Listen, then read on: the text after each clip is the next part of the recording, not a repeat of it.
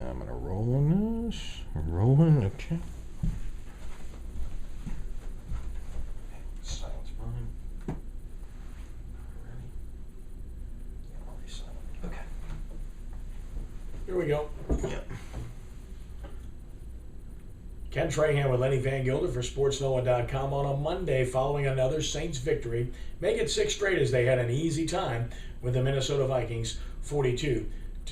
Lenny, this didn't start well, and in fact, had the Saints been facing anybody good, they might have been in trouble, but you never got the feeling that they were in trouble. No, it's you really didn't, and they, never other than after it was 3-0, never trailed in the game. But those two first half turnovers certainly concerning. But as I mentioned yesterday during our live chat, if it was a better opponent, you might have been really concerned.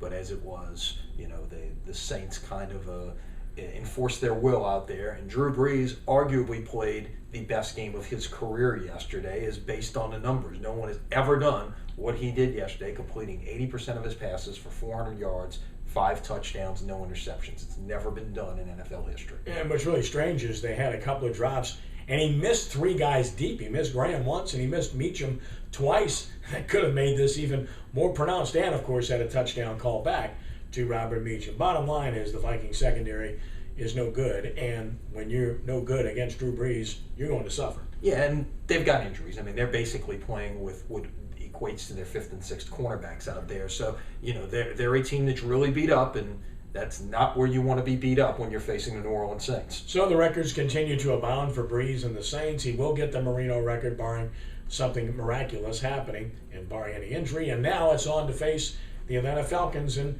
what is the game of the year. I mean, this is an extremely important game for both teams, and because the meaning is so high for both teams, you figure to get their best effort. You would think so, and ironically, this is almost a reverse situation of a year ago, with the exception of the fact that the number 1 seed is not on the line. But the division title, all of those kind of things, a 2-game lead with 2 to play, the team behind coming into the leaders building, everything sets up exactly reverse from what it did a year ago when the Saints went into Atlanta and got the win.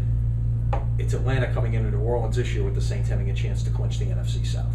A few scares health-wise yesterday, but the Saints emerged relatively healthy. Another week for Mike Ingram, we'll see, but they really have not missed him because Chris Ivory stepped in and done a good job. He really has, and the Saints ran the ball well again yesterday, over 160 yards on the ground. Ivory leading the way, and you've really got that 3-headed monster, and Sean Payton, Pete Carmichael, Drew Brees doing a great job of spreading things around with those guys. Continue to follow our coverage at SportsNoah.com. For Lenny Vangilder, I'm Ken Trahan. Thanks for joining us.